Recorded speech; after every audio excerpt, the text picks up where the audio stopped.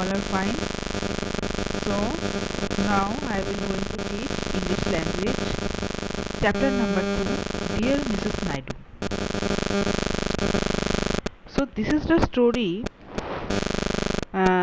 about a letter written by a 12 years old girl to someone she is inspired by, someone popular, someone unusual. Now let's start. June 10, 2013. Dear Mrs. Naidu, I guess you were wondering why I am writing you this letter. Honestly, Mrs. Naidu, so am I. तो writer जो है वो बोल रहा है कि तुम सोचिए ये बहुत ही ये क्या बोलूँ, I guess you are wondering why I am writing you letter. तुम बहुत ही सरप्राइज होंगे क्यों हम तुम्हें ये लेटर लिख रहे हैं. Honestly Mrs Naidu, so am I. But मैं ही ये लिख रहा हूँ. अम्मा says I am not allowed to speak to strangers. अम्मा बोल रहे थे कि हमें ऐसे बोलना नहीं चाहिए. You would think that also mean that I should not write to them, but since this is school assignment she says it's okay. But हमने जब उसको समझाया कि ये हमारा स्कूल का असाइनमेंट है, तब वो बोला कि ठीक है. Here is a tip Mrs Naidu.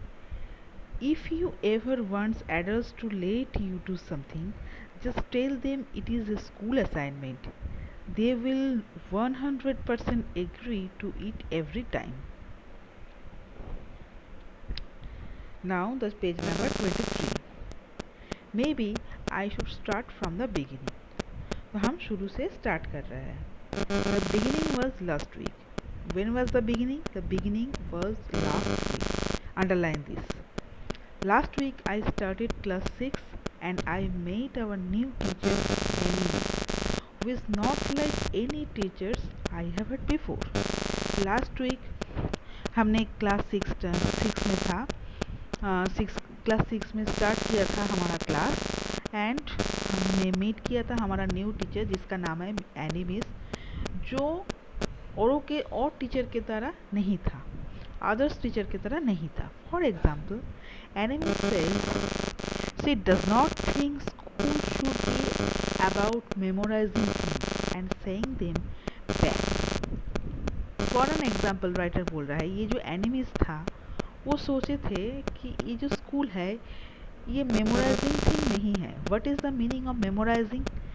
Learning something carefully so that you can remember it exactly.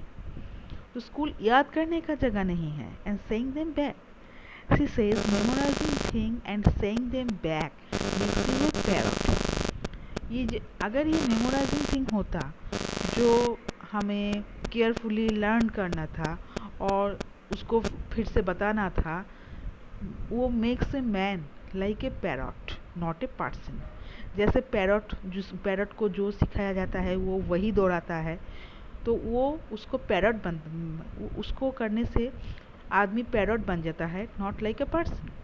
She says she wants us to grow our brains and our hearts. Mrs Annie says जे वो अपना स्टूडेंट को उसके brain से और heart से तैयार करना चाहते हैं. When she said that I wanted to ask how our hearts will help us pass our exam and college and get a job and buy a house with a proper roof and maybe even a garden, which are all the reason why we go to school, but I didn't. तो तब हम सब ने उसको पूछा कि आप जो बोल रहे हैं हमको हमारा ब्रेन से और हार्ट से तैयार करना चाहते हैं, तो ये जो हमारा ब्रेन और हार्ट है वो कैसे हमको हमारा कॉलेज और स्कूल और कॉलेज एग्ज़ाम के लिए पास करने के लिए तैयार करता है, और एक इन फ्यूचर में एक जॉब पाने के लिए और एक हाउस बनाने के लिए और उसके साथ एक गार्डन बनाने के लिए तैयार करते हैं. Which are all reasons why we go to school but I didn't. ये सभी रीज़न है जो जिसके लिए हम स्कूल जाते हैं, क्योंकि हमें स्कूल कॉलेज एग्ज़ाम के लिए तैयार होना है, इन फ्यूचर में अच्छे जॉब पाना है, आफ्टर द जॉब हमें एक हाउस बनाना है, उसके साथ एक गार्डन भी बनाना है. You know how adults are, Mrs. Naidu. They don't like question. उन्होंने बोला तुम जानते हो आइडल्स किसको कहते हैं? They don't like the question, वो कोई क्वेश्चन नहीं करते। Even though it was only the first week of school, miss gave us an assignment. तो हमारा जो फर्स्ट वीक ऑफ स्कूल में जो हमारा जो फर्स्ट वीक था, तो मिसेस एनी ने एक असाइनमेंट दिया था। मिस ने बोला था that now that we are in 6th standard, हम अब 6th स्टैंडर्ड के हैं, it is time for us to be serious, ये हमारा टाइम है सीरियस होने के लिए। Every teacher says this every year, हर टीचर एवरी ईयर ये हम लोगों को बताते हैं। But none of them ever gave us assignments during the first week of school, so enemies might mean it.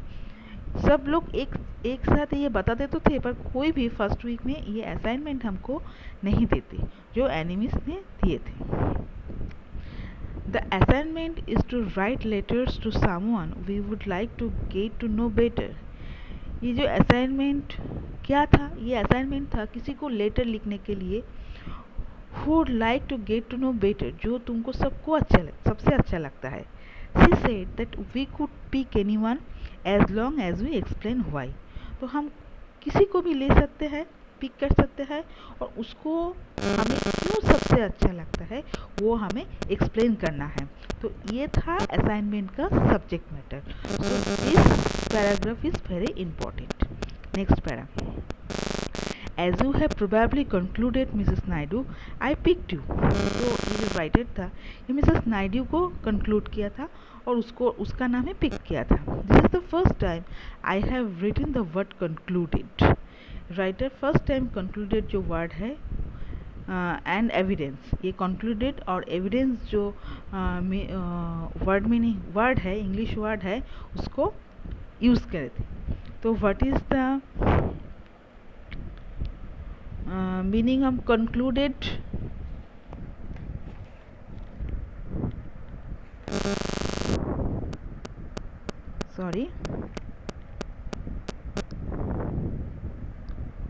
Evidence means fact. Evidence means fact. It is an English word that means figured out based on clues and evidence. तो ये evidence meaning है fact जो figured out based on clues, यानी clues के ऊपर depend करते हैं।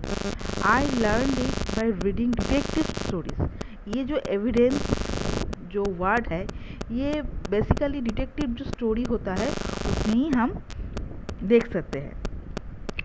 Even through our English में says that they are unless racks. What is the meaning of racks? Things of low quality and not worthy anything. I conclude that she is wrong. But हमें बोले थे कि वो ठीक नहीं है। I understand if you find this confusing, Mrs. Naidu. Writer ने बोला था, हमने सोचा था कि आप ये confusing समझ सकते हैं। After all, you and I don't have much in common. आप और मैं, ये इसका जो कॉमन फैक्टर है ये है confusing. For one thing I am alive and you are, well you are not. तो हम और आप दोनों ही अलाइव है, but well you are not, आप क्या नहीं है alive. I am sorry if that was rude, but I have never written to a historical person before. But आप जो ये पसंद नहीं करते हो, रूड हो जाते हो, रूड मीन्स एंग्री, तो हम किसी हिस्टोरिकल पर्सन को ले लेते हैं। Before I don't really know the polite way to say, इसके आगे हम और भी कुछ और कैसे पोलाइटली बिहेव कर सकते हैं ये हमको नहीं पता। Here is another difference between us, ये आप और हमारे बीच दूसरा डिफरेंस है। एक तो हाउ मेनी डिफरेंस, एक डिफरेंस था कि कौन अलाइव है, राइटर्स और मिसेस नायडू, और नंबर 2 डिफरेंस है कि कौन ज़्यादा पोलाइट है।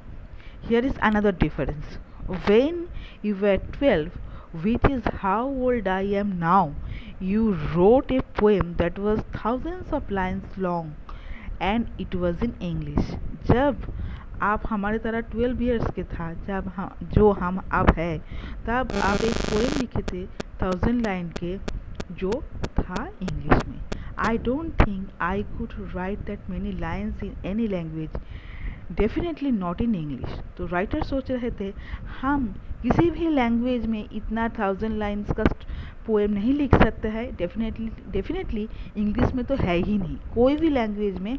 उसके जैसे मिसेस नायडू ने लिखा था 12 ईयर्स ओल्ड में, तो एनी लैंग्वेज और इंग्लिश में तो नहीं ही वो एक पोएम लिख सकता है। Also when you were 12 you top the Madras university matriculation exam. और मिसेस नायडू जब 12 ईयर्स का था तब वो मद्रास यूनिवर्सिटी में टॉपर था मैट्रिकुलेशन एग्ज़ाम में। तो मिसेस नायडू को इसी कारण से वो चूज़ किए थे। ठीक है, तो after this next day I will continue. Thank you.